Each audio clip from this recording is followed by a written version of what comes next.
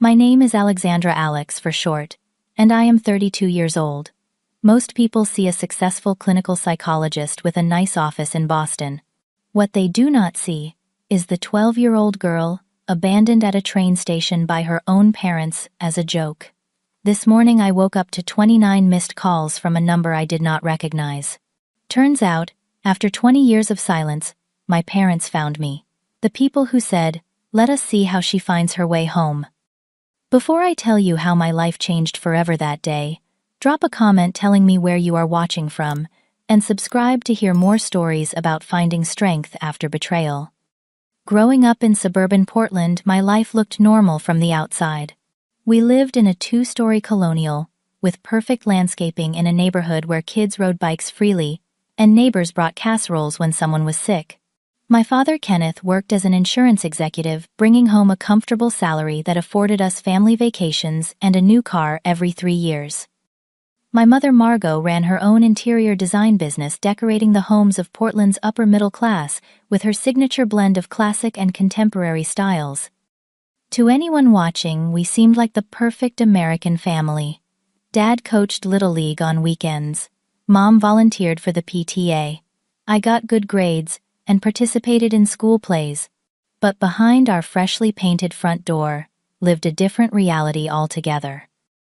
My parents' relationship was volatile at best. They competed with each other in strange ways, turning everyday situations into contests of will and manipulation. These games eventually extended to me, their only child. What started as occasional pranks evolved into something much more concerning as I grew older. I remember clearly the first time I realized something was wrong. I was 5 years old, sitting at our kitchen table eating cereal before kindergarten. My parents exchanged glances across their coffee cups before my father cleared his throat. "Alex, we need to tell you something important," he said, his face serious. "You are adopted. Your real parents did not want you, but we took you in." My spoon clattered against the bowl as tears filled my eyes. I did not understand what adopted meant exactly, but I knew from his tone it was bad. I sobbed uncontrollably until my mother finally laughed and said, "April Fools, you should see your face right now." It was April 1st. They thought it was hilarious. I spent the rest of the day at school wondering if maybe it was actually true. 2 years later, my mother took me shopping at the large mall downtown. While browsing through a department store, she suddenly vanished. I searched frantically, calling for her through racks of clothing, panic rising in my chest. After nearly 3 hours, a security guard found me crying near the food court and was about to call police when my mother appeared. "There you are," she exclaimed, as if I had been the one who disappeared. "Did you learn your lesson about independence today?" The guard looked uncomfortable, but said nothing. On the drive home, my mother explained that I needed to learn how to handle myself when alone. "The world is tough, Alex. You need to toughen up too." At 9, my parents pretended to drive away without me after a family day at the park. I ran after the car for nearly half a mile, lungs burning, convinced I had been forgotten before they pulled over, laughing at my desperation. When I was 10, they locked me outside in 30-degree weather as a survival challenge, forcing me to find shelter in our garden shed for 2 hours before letting me back in. They called these incidents life lessons designed to build character and resilience. My grandmother, Eleanor, occasionally visited from Seattle, her brow furrowing when she witnessed these interactions. Once I overheard her arguing with my father, her son. "Kenneth, this is not normal parenting," she said, voice tight with concern. "The girl is walking on eggshells around you both." "Mother, you coddled me, and look how that turned out," my father replied dismissively. "Alexandra needs to learn how the real world works. No one is going to hold her hand through life."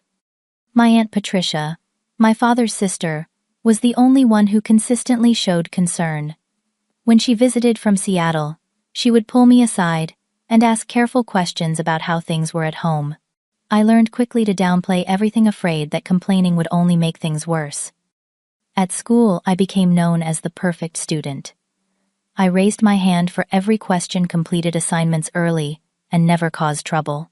My teachers praised my maturity, and focus, unaware that these behaviors stemmed from my desperate need to control something in my life.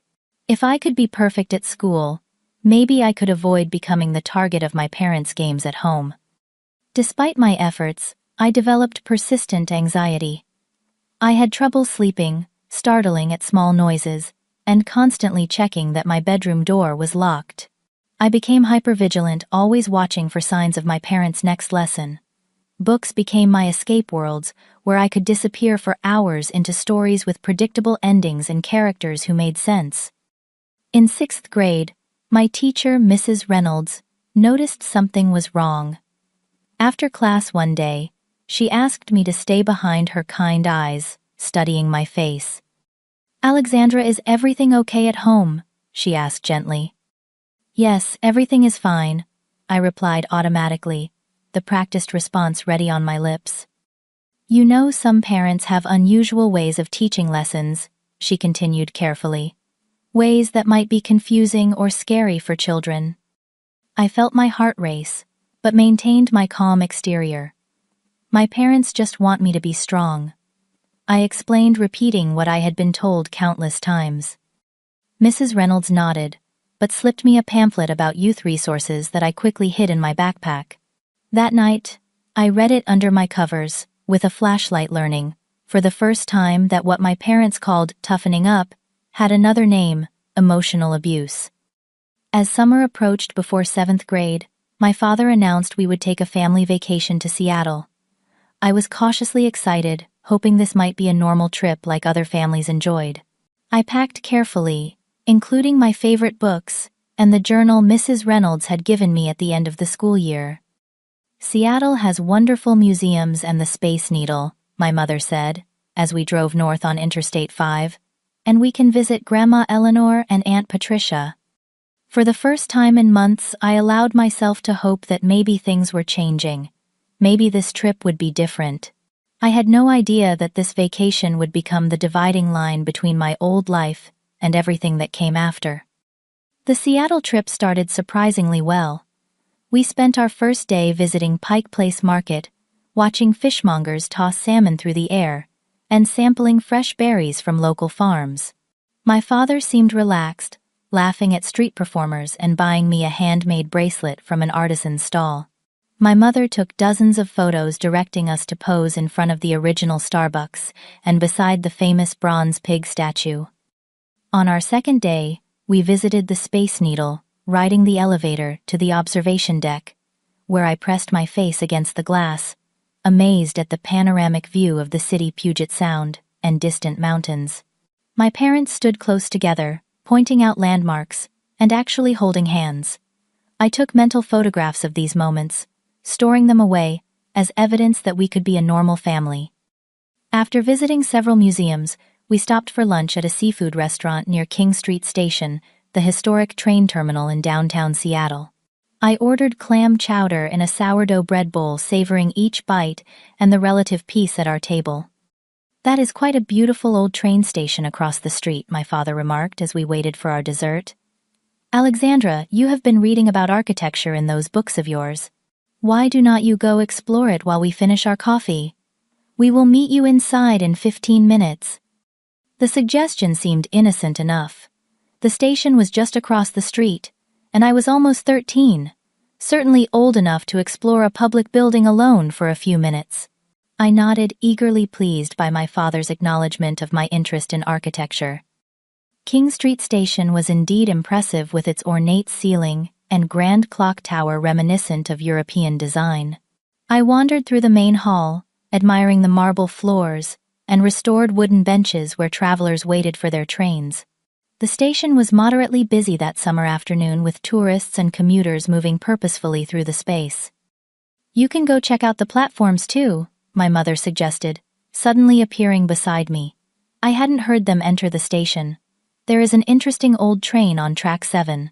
Your father and I need to use the restroom, but we will meet you back at the main entrance in a few minutes." I nodded and headed toward the platforms, following signs for track 7. The platform stretched into the distance, but I did not see any special historic train, just a regular Amtrak passenger train preparing for departure. Confused, I turned back toward the main hall, expecting to find my parents waiting. They were gone.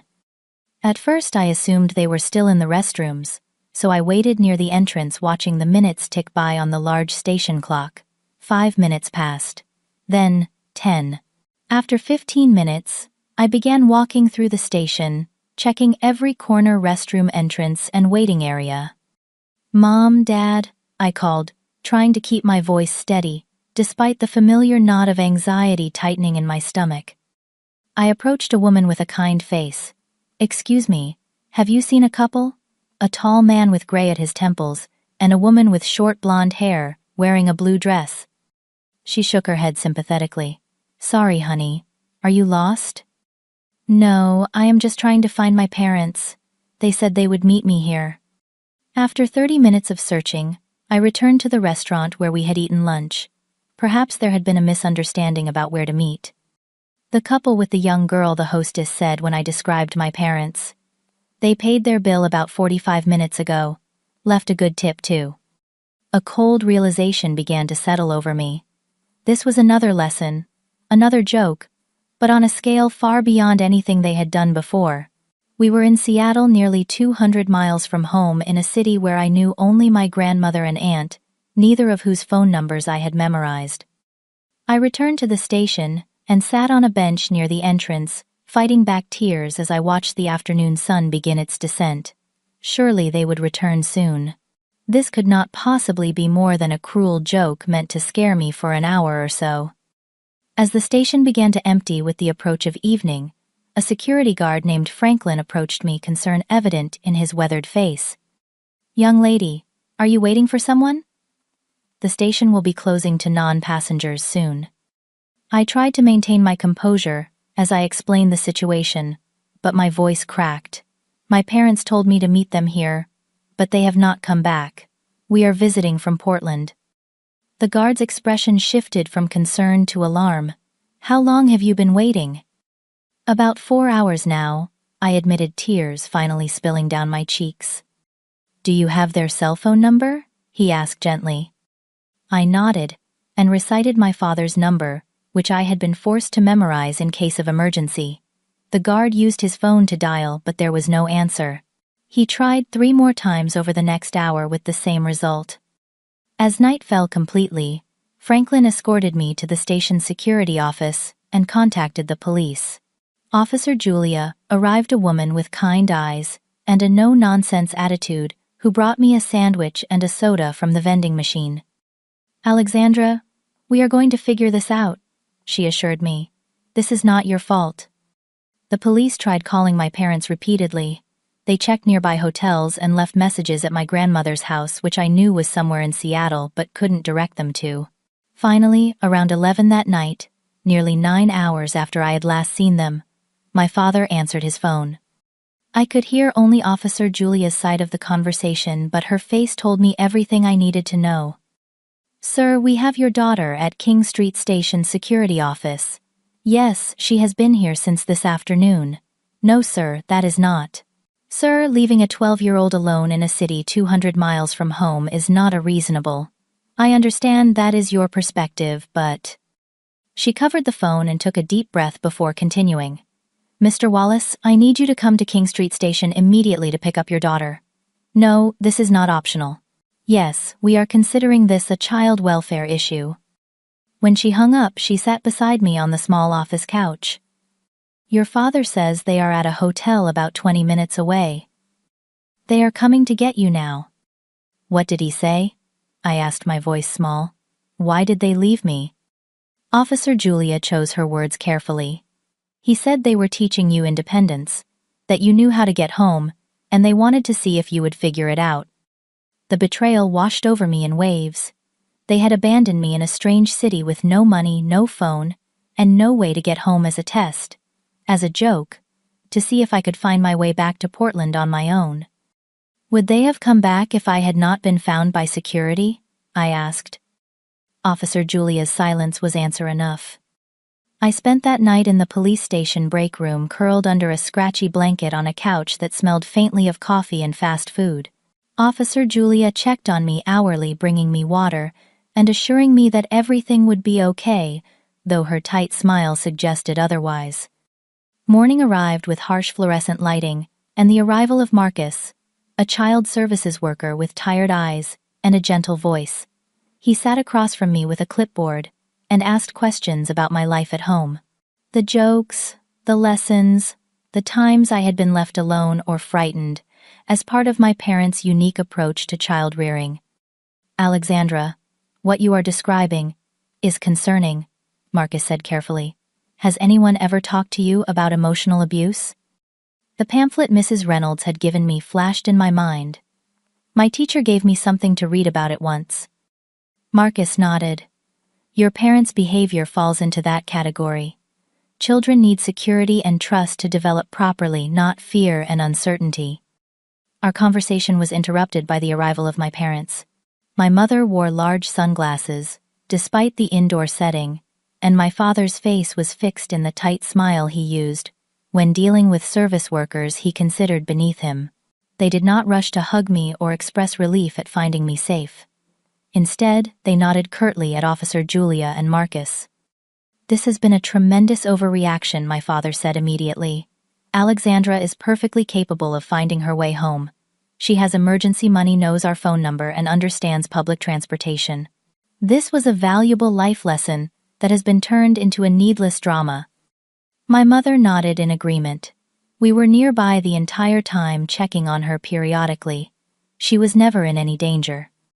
Officer Julia's expression hardened. "Mr. and Mrs. Wallace security camera footage shows you left the station and did not return. Your daughter was alone for nearly 9 hours in a major city far from home." "We were teaching her independence," my father insisted. "Children today are coddled into helplessness. Alexandra needs to learn self-reliance." "By abandoning her in another city," Marcus interjected. "Sir, I will be opening a case file with Child Protective Services. This goes beyond questionable parenting choices into neglect and emotional abuse." My parents' faces registered shock, then outrage. This was not how their lessons typically ended. Usually I simply endured whatever tests they had devised, learned to be more vigilant, more prepared, more perfect. Official intervention was never part of the equation. The drive back to Portland was silent and tense. My mother stared out the window, while my father gripped the steering wheel so tightly, his knuckles turned white. I sat in the back seat as far away from them as the confines of the car would allow, watching the landscape blur by and wondering what would happen next. At home, the silence broke into something worse. My parents began speaking about me as if I was not present, their voices filled with resentment. "This is what happens when you take things too far," my mother said to my father in the kitchen that evening. "I told you the train station was excessive." "You agreed to the plan," my father shot back. "Do not pretend this was all my idea now that it has backfired." From my hiding spot around the corner, I realized something important. They knew they had crossed a line. Not because they recognized the harm they had caused me, but because they had finally attracted outside attention to their behavior. The following days brought a flurry of activity. My Aunt Patricia drove down from Seattle, after hearing what had happened, her face tight, with barely controlled anger as she hugged me fiercely in our living room. "I always knew something was wrong," she whispered. "I should have done more sooner." Mrs. Reynolds was contacted by Child Services, confirming she had noticed concerning patterns in my behavior that suggested home problems. A caseworker named Diane began making regular visits to our house, during which my parents transformed into perfect concerned caregivers, expressing appropriate remorse and promising to attend parenting classes and family therapy. "We got carried away with our desire to raise a resilient child," my mother explained smoothly to Diane. "We never meant any harm." But in private, their resentment simmered. I became the cause of their problems, the reason strangers were invading their privacy and questioning their parenting. Notes were left on my bedroom door, reminding me to tell the truth to caseworkers, the unspoken threat clear in every word. Sleep became nearly impossible as nightmares of being abandoned in increasingly terrifying locations plagued me nightly. I began hiding small amounts of food in my room, preparing for some future abandonment that felt inevitable. With Aunt Patricia's quiet help, I gathered important documents like my birth certificate and social security card, tucking them into a waterproof pouch hidden in my closet. School became my only sanctuary. Mrs. Reynolds had moved up to teach 7th grade, and she kept a protective eye on me, allowing me to eat lunch in her classroom when the noise and chaos of the cafeteria became too much. I threw myself into studies with renewed intensity, as if perfect grades might somehow fix the broken foundation of my life. 3 months after the train station incident, I overheard a conversation that changed everything. My parents were in their home office door slightly ajar, unaware I was passing by in the hallway. The Westbrook Academy has agreed to consider her application, despite the late submission, my father was saying. Their behavioral modification program has excellent results with problem children. Is it really necessary to send her to boarding school? My mother asked, though her tone suggested the question was merely perfunctory. She has turned our private family matters into public spectacle, my father replied. The school will give her structure and discipline away from the soft influences that have been encouraging her attitude problem. Besides, it gets child services off our backs if she is in a respected educational institution.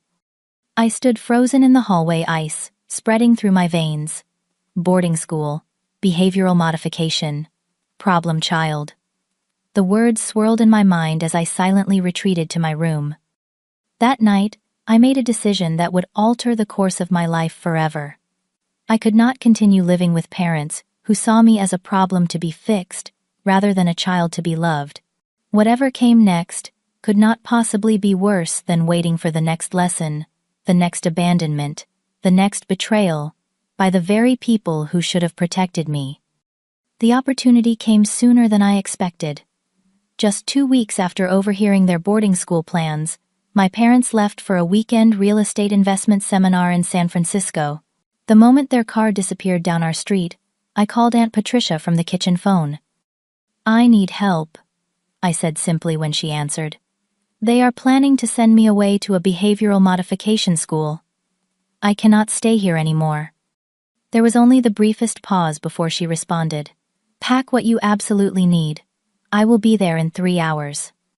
At 13, my understanding of the legal system was limited, but Aunt Patricia had clearly done her research. She arrived as promised, helped me gather my hidden documents and a single suitcase of belongings, and drove me straight to her attorney's office in downtown Portland. "We are filing for emergency temporary custody," she explained, as we sat in the wood-paneled waiting room. "Based on the existing child services case and the train station incident, we have grounds to request immediate removal." The next week passed in a blur of legal terminology and courthouse visits. I testified in a small room with just a judge and court-appointed advocate present, describing not only the train station abandonment, but the years of jokes and lessons that preceded it. My voice shook at first but grew stronger, as I spoke the truth pouring out after years of careful silence. My parents arrived from their trip to find me gone, and a court summons waiting. Their reaction was explosive, a barrage of angry phone calls and threats of police involvement for kidnapping. But the system for once worked as it should. The judge granted temporary custody to Aunt Patricia pending a full hearing, and I moved to her apartment in Seattle, enrolling in a new school district before my parents could implement their boarding school plan. The custody hearing was scheduled for the following month. My parents arrived with an expensive attorney who attempted to paint them as concerned conventional parents and me as a troubled, manipulative teenager. The Wallaces have provided a stable home, private education, and numerous opportunities for their daughter, the lawyer argued smoothly. One parenting misstep, which they have acknowledged and expressed remorse for, should not sever this family bond. But the evidence told a different story. My journal entries dating back years, Mrs. Reynolds' documentation of concerning behaviors, the police and security reports from King Street Station, the psychological evaluation showing significant anxiety and hypervigilance consistent with emotional abuse. When the judge announced his decision to grant extended custody to Aunt Patricia for 6 months, with mandatory family therapy, before any reconsideration, my father's face flushed dark red. My mother stared straight ahead, her expression unreadable behind her designer sunglasses. "This is ridiculous," my father hissed as they passed our table. "You will regret this dramatic performance, Alexandra." But for the first time, his words held no power over me. I was beyond his reach physically and emotionally. The realization was both terrifying and exhilarating. Life with Aunt Patricia was an education in what normal family relationships could be. She knocked before entering my room. She asked my opinion on meals and weekend activities. When I flinched at sudden movements or apologized excessively for minor mistakes, she never made me feel embarrassed or weak. "Recovery takes time," she would say gently. "Your reactions make perfect sense given what you have experienced." My new school counselor connected me with Dr. Lillian, a therapist specializing in childhood trauma. Our weekly sessions became anchors in my new life-safe spaces to untangle the twisted logic of my upbringing and begin the slow process of trusting again. "What your parents did was about their own issues, not your worth, doctor," Lillian explained. "Children are not supposed to earn basic safety and care through perfect behavior or passing tests." Initially, my parents fought aggressively for custody filing motions and demanding hearings. But when the court ordered psychological evaluations for them as well, their enthusiasm waned noticeably. The process was becoming too much trouble, as my father put it in a voicemail to Aunt Patricia. 6 months after moving to Seattle, I received the news that would cement my new beginning. My parents had decided to relocate to Florida for a fresh start. "They are not contesting the custody extension," Aunt Patricia explained carefully. "They have accepted a job offer in Jacksonville and will be moving next month." They did not say goodbye. No phone call, no letter, not even a message passed through their attorney.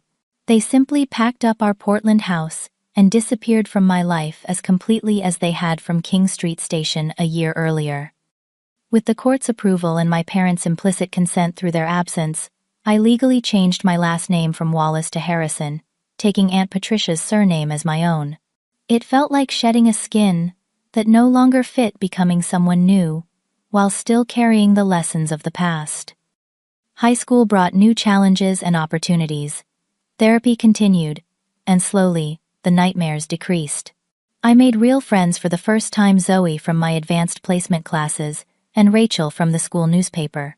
They knew fragments of my story and respected the boundaries I still needed, never pushing for sleepovers I was not ready for, or questioning why certain topics made me uncomfortable. Academics remained my strength and sanctuary. I graduated as valedictorian, earning a substantial scholarship to the University of Washington's psychology program. My interest in the field was anything but random. I wanted to understand the minds that could justify cruelty as care and, more importantly, help others who had experienced similar betrayals. Throughout college, Aunt Patricia remained my rock, attending every parent weekend event and celebration, beaming with genuine pride at my achievements. When I was accepted to a prestigious graduate program in Boston, she encouraged me to go despite the distance it would put between us. "You deserve to build exactly the life you want," she said firmly. "I will always be here, no matter how far you roam." The last contact I had with my parents came shortly after my 18th birthday. A terse email arrived from an unfamiliar address, the message brief and devoid of warmth. "We have been informed you are now legally an adult. We did our best with a difficult child. Perhaps someday you will understand the value of the independence we tried to instill. Your father has a new position, with significant responsibilities. Your mother has opened a design studio in Jacksonville. Address changes enclosed for your records. No questions about my life. No congratulations on college acceptance. No acknowledgement of the pain they had caused." I showed the email to Dr. Lillian, who helped me draft a brief final response. "I am well and building a good life. I do not wish further contact. Please respect this boundary." They did for 20 years. Boston welcomed me with brick buildings, autumn leaves, and blessed anonymity. No one there knew me as the abandoned girl or the troubled teenager.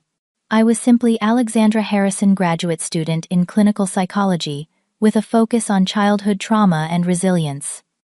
My apartment building in Somerville housed mostly students and young professionals, including my roommate Danielle, a law student, with a boisterous laugh and unwavering respect for personal space.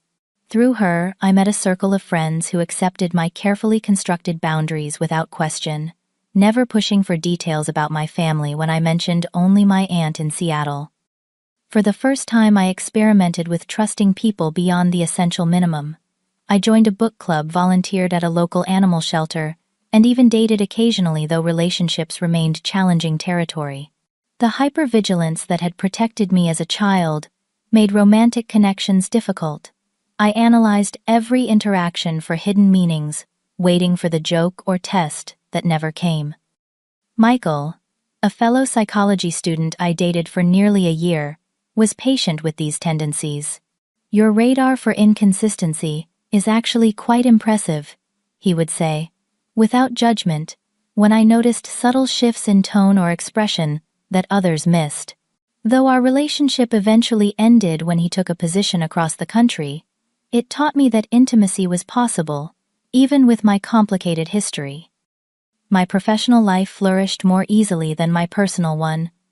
I completed my doctorate with distinction, my dissertation on emotional abuse and resilience factors, drawing attention from leaders in the field. A position at a respected trauma center followed, where I specialized in working with children and adolescents from unstable homes. "You have an unusual ability to connect with these kids," my supervisor noted during an evaluation. "They sense you understand in a way textbooks cannot teach." I never disclosed my personal history to patients, maintaining appropriate professional boundaries, but my experiences informed my approach. I knew firsthand the shame that kept children silent, the confusing love that could exist alongside fear, the desperate need to believe parents' harmful behavior was somehow deserved or necessary. At 28, I purchased my first apartment, a small but sun-filled space near the Boston Common. The day I signed the mortgage papers, I called Aunt Patricia. "I bought a place with actual roots," I told her, voice thick with emotion. "I am not renting anymore. I am staying." "Oh, Alexandra," she replied, understanding the significance immediately. "I am so proud of the woman you have become." Each year, on the anniversary of the train station incident, I developed a ritual of self-care rather than self-destruction. I took the day off work, visited a museum or botanical garden, ate at a restaurant I loved, and wrote in my journal about the progress of the past year.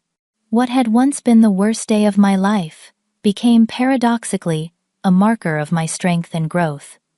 Professional recognition came in waves. An award for innovative therapy approaches an invitation to speak at conferences, publication in respected journals. My research paper on the long-term effects of emotional abuse and tough love parenting approaches gained particular attention, cited frequently by others in the field. Weekends often found me volunteering at a youth shelter, leading art therapy sessions, or simply providing stable adult presence for teens in crisis. Many reminded me of myself at their age, and while maintaining professional distance, I made sure they heard the message I had needed so desperately: none of this is your fault, and your story is not over. A decade after leaving Seattle, I was promoted to clinical director at the trauma center, overseeing a team of therapists and developing new treatment protocols. My office wall displayed my degrees and certifications, but also a small watercolor painting given to me by a 14-year-old client on her last day of therapy. "You helped me find my voice," she had written on the back. Those words meant more than any professional accolade. Aunt Patricia visited Boston twice yearly, and I returned to Seattle for major holidays. During one Christmas visit, we had a conversation that shifted something fundamental within me. "Have you ever thought about forgiveness?" she asked as we sat before her fireplace, mugs of hot chocolate warming our hands. "Forgiveness seems like something they would have to earn," I replied carefully, "and they have never even acknowledged what they did was wrong." Aunt Patricia nodded thoughtfully. "True forgiveness is not about them deserving it. It is about freeing yourself from carrying their weight. You can forgive without reconciling or allowing them back into your life." I considered her words for a long time. I think I have forgiven them in some ways. I understand they were broken people acting from their own damage, but I have no desire to have them in my life again. That is perfectly valid, she assured me. I just want to make sure you are building your life from joy rather than reaction. You deserve every happiness, Alexandra. When Aunt Patricia was diagnosed with breast cancer the following year, I took extended leave to care for her through treatment. Sitting beside her during chemotherapy sessions, I realized how thoroughly she had shown me what real family meant, not blood or obligation, but consistent care and unconditional support. Promise me something, she said during one difficult night when pain kept her awake. Promise you will not let fear of becoming like them stop you from having your own family someday if that is what you want. I squeezed her hand throat tight. I promise. After her recovery, I returned to Boston with renewed purpose. I adopted a rescue dog, a gentle golden retriever mix named Bailey, who needed someone as much as I had once needed Aunt Patricia. Together we explored the city parks and beaches, his uncomplicated affection, healing parts of me I hadn't realized were still broken.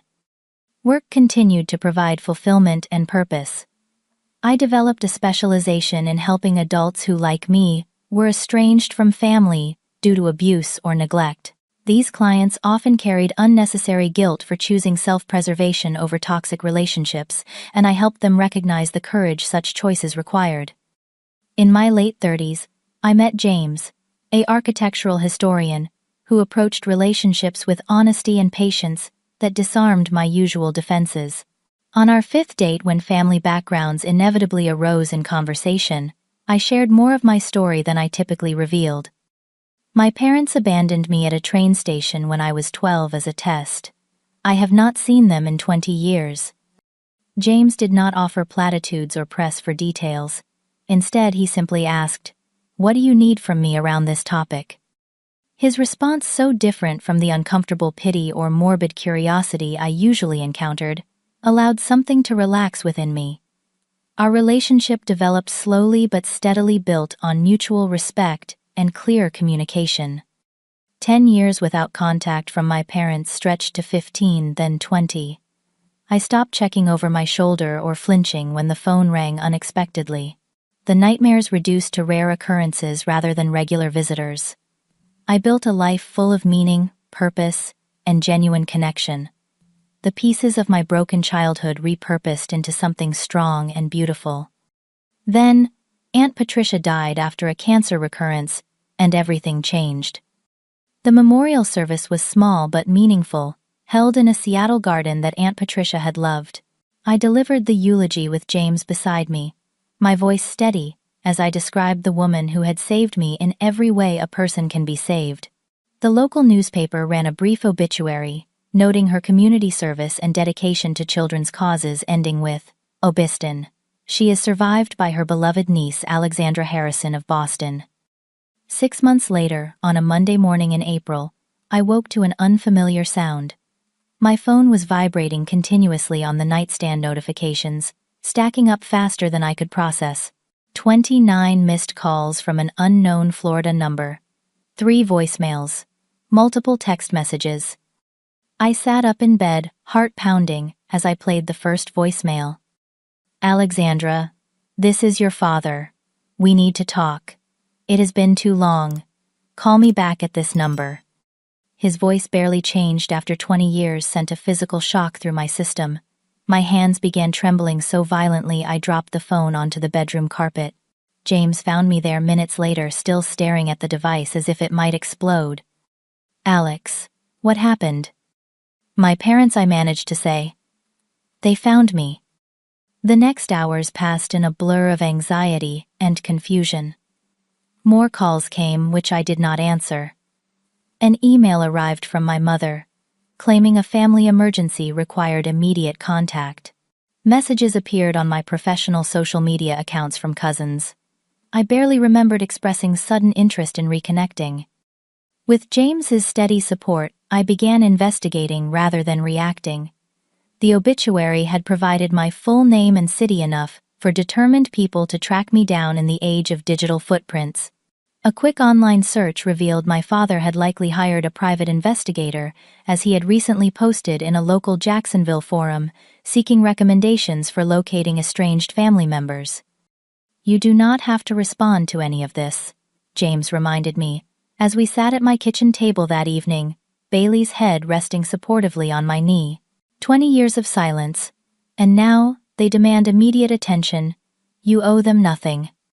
My therapist, Dr. Cameron, agreed during our emergency session the following day. "This is about your well-being, Alexandra, not their desires. What do you actually want in this situation?" The question was more difficult than it should have been. Logically, I wanted nothing to do with the people who had caused so much pain and never taken responsibility. Emotionally complicated tendrils of curiosity and unresolved questions pulled at me. What did they want? After all this time, had they changed? Did they ever recognize the harm they had caused? A letter arrived 3 days after the initial call's thick cream stationery with my mother's flowing handwriting on the envelope. Inside were 4 pages of explanation and justification. "We were young parents who believed in raising independent children," she wrote. "Society has changed its views on parenting approaches, but our intentions were always good. We have grown and learned over the years. Your father has had health challenges that have given us perspective on what truly matters." Not once in 4 pages did the words sorry or apologize appear. No acknowledgement of abandonment or abuse, only references to misunderstandings and different approaches to parenting. The final paragraph revealed their true motivation. "Family should stick together as we age. Your father's condition has made us realize the importance of reconnection. Several cousins and your Uncle William have also expressed interest in healing this family rift." I had never been close to Uncle William, my father's younger brother, or the cousins who now suddenly reached out. Their messages carried subtle pressure, framing me as the obstacle to family harmony rather than the child who had been discarded. "You should at least hear them out," wrote a cousin, named Rachel, whom I had not seen since elementary school. "People can change, and family is family." The pressure intensified when I consulted an attorney about establishing legal boundaries. The lawyer advised me that while I could pursue a restraining order, if actual harassment occurred, simply making contact attempts was not illegal. My parents had carefully positioned themselves as concerned family members seeking reconciliation, not as the abusers I knew them to be. I could set up an email address, specifically for limited communication, I suggested to Dr. Cameron during our next session. That way I control the boundaries without complete refusal, which seems to be escalating their efforts. She nodded thoughtfully. "That might be a reasonable compromise for your own peace of mind. Remember, though, you can change your mind at any point. Your boundaries are valid."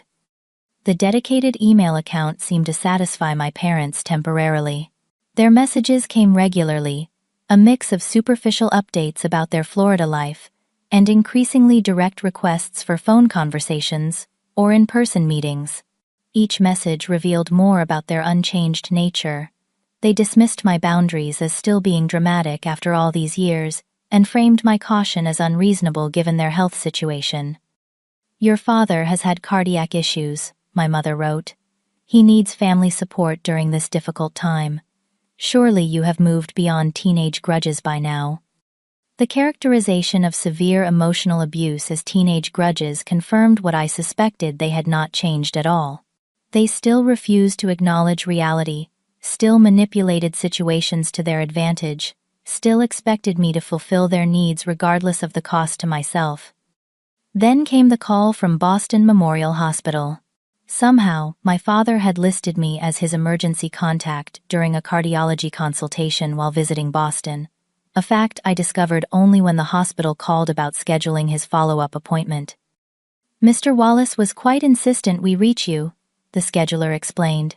"He said you would want to be involved in his care plan." The manipulation was so transparent, it would have been laughable if it wasn't so disturbing. They had traveled across the country to my city, used my contact information without permission, and attempted to force connection through medical necessity. I declined to be involved, and immediately contacted the hospital's patient advocacy department, to have my information removed from their records. The incident, however, highlighted the escalating nature of their contact attempts. What would they try next? The internal conflict was exhausting. Part of me, the trained psychologist, understood the dynamics at play with clinical clarity. Another part, the abandoned child who had once desperately wanted parental love, experienced emotional turmoil that no professional knowledge could fully resolve. A colleague who specialized in family reconciliation offered valuable perspective over coffee one afternoon. Reconciliation requires several elements to be successful, she explained. Acknowledgement of harm, genuine remorse, changed behavior, and respect for boundaries. From what you have described, your parents have demonstrated none of these. I spent evenings researching adult children, reconnecting with abusive parents, reading accounts of both healing reconciliations and devastating re-engagements that resulted in fresh trauma. The common factor in positive outcomes was the parents' willingness to take full responsibility without excuses or minimization. After weeks of mounting pressure and boundary violations, I reached a decision point. Continuing to ignore the situation was creating more stress than addressing it directly. Perhaps a single controlled interaction would provide the clarity needed to move forward, whether that meant establishing permanent boundaries or considering limited contact on my terms. I chose a public park near my office for our meeting, selecting a Tuesday afternoon, when the space would be neither empty nor crowded. James waited nearby at a cafe within eyesight, ready to intervene if needed, but giving me space to handle this myself. My therapist and I had prepared extensively, developing strategies for maintaining emotional equilibrium and clear boundaries throughout the interaction. Seeing my parents in person after 20 years was surreal. My father had aged dramatically, his once commanding presence diminished by time and health issues. His hair had thinned to wisps of white, and his shoulders hunched slightly forward. My mother had fought aging more successfully, through what appeared to be multiple cosmetic procedures, her face oddly smooth and expressionless, despite the emotional context. "Alexandra," my mother said, stepping forward as if to embrace me. I took a subtle step back, maintaining physical distance. "I prefer to be called Alex now," I replied evenly, gesturing toward the bench I had selected. "We can sit here and talk for 30 minutes. The conversation began with their rehearsed expressions of how much they had missed me and how unfortunate the misunderstanding had been all those years ago. My father spoke about his cardiac condition in detail, emphasizing the fear and vulnerability of serious health concerns.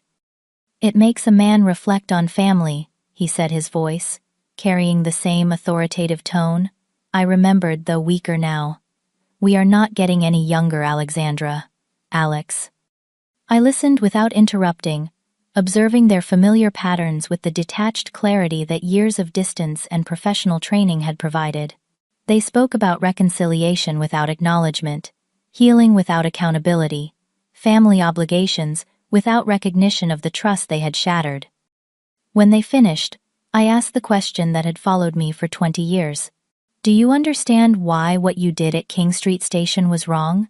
Not because it attracted outside attention or created legal problems, but because of the impact it had on me as your child." My mother looked genuinely confused. "We have already explained that we were nearby watching. It was never meant to be traumatic. You were always so sensitive." "We may have gone a bit far that day," my father conceded with the air of someone making a significant concession. "But these modern ideas about parenting have gone soft. Look at you, a successful professional. Our methods clearly worked." I took a deep breath. "I am successful, despite your methods, not because of them. I succeeded because Aunt Patricia showed me what healthy love looks like, and because I worked through the trauma you caused in therapy for years." Their expressions hardened at the mention of Aunt Patricia, the family betrayer in their narrative. "Your aunt always coddled you," my mother said dismissively. "She never understood our parenting philosophy." "What you call a parenting philosophy? The law calls emotional abuse and child endangerment," I replied calmly. I needed to feel safe, not constantly tested and abandoned. The conversation circled without progress, until I finally asked directly, "Why are you really here? After 20 years of no contact, what do you actually want?" My father cleared his throat, exchanging glances with my mother. "Well, as we mentioned, health concerns have made us reprioritize. We are planning to relocate from Florida as the climate no longer suits my condition. Boston has excellent medical facilities, and with your connections here." The truth emerged in halting fragments.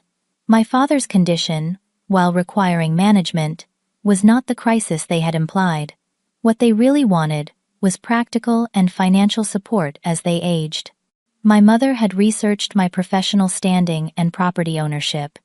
They had identified me as a potential caretaker and resource, not because of genuine remorse or desire for relationship, but out of pragmatic self-interest. "So, to be clear," I said, "when they finished, you abandoned me at 12, showed no interest in my life for 20 years, and now expect me to help support you in your retirement." "Family takes care of family," my mother replied, as if stating an obvious truth. "Despite our differences, blood remains blood." In that moment, something settled within me. The last lingering questions were answered. They had not changed. They would never acknowledge the reality of what they had done. They would always prioritize their needs, above all else. I stood up, surprising them mid-sentence about potential housing options near my neighborhood. "I will not be providing financial support or caregiving. I will not be part of your relocation plans. Our meeting is over." "You cannot simply walk away from family responsibility," my father protested, rising from the bench with effort, "after everything we gave you growing up." I turned back to face them one last time. "What you gave me was trauma that took years to overcome. What you taught me was that I deserve better than relationships built on manipulation and fear. I have built a life and family based on respect and love. I am not walking away from family responsibility. I am honoring my responsibility to the family I chose and created." As I walked toward James waiting at the cafe, my mother called after me. "You will regret this when you are older and alone." I did not look back. That evening, sitting in my living room with James and Bailey, a memory surfaced of my last conversation with Aunt Patricia before her death. "True family is built on actions, not blood," she had told me. "You have created a beautiful family of choice, Alexandra. Never doubt that you are worthy of the love you have found." In the following weeks, I worked with my attorney to establish clear legal boundaries, sending a formal cease and desist letter regarding any further contact attempts. I wrote a final email explaining my decision and the specific harmful patterns that remained unchanged in their behavior. Then I blocked their numbers, email addresses, and social media accounts, closing the door firmly on that chapter of my life. My friends organized a chosen family celebration, bringing together the people who had become my true support system over the years. Colleagues, friends, James, neighbors who had become close confidants, even former clients who had become friends after completing therapy. We gathered in my backyard on a perfect summer evening, sharing food and stories and genuine connection. With professional guidance, I developed a ritual to release the last tendrils of obligation I felt toward my biological parents. I wrote everything I had ever wanted to say to them in a letter I never sent, then burned it in a small ceremony attended by James and my closest friends. As the pages turned to ash, I felt a weight lifting that I had carried for decades. My work with trauma survivors took on new dimensions as I integrated this final chapter of my own healing journey. I spoke more openly with clients about the possibility of choosing family and setting boundaries with harmful relatives, offering living proof that blood connections are not obligations when they cause harm. The journey from abandoned child to empowered woman had been long and often painful, but standing on the other side, I felt profound gratitude for the life I had built. The 12-year-old girl waiting in King Street Station would never have imagined the future that awaited her, the strength she would discover, or the love she would eventually find. Today, 20 years and 3 months after being left at that train station, I am no longer waiting for anyone to return for me. I am no longer searching for approval or validation from those who cannot give it. I am home in the fullest sense of the word, surrounded by people who choose me every day, just as I choose them. Have you ever had to make the difficult decision to create boundaries with family members who caused harm? What helped you find the strength to prioritize your own well-being?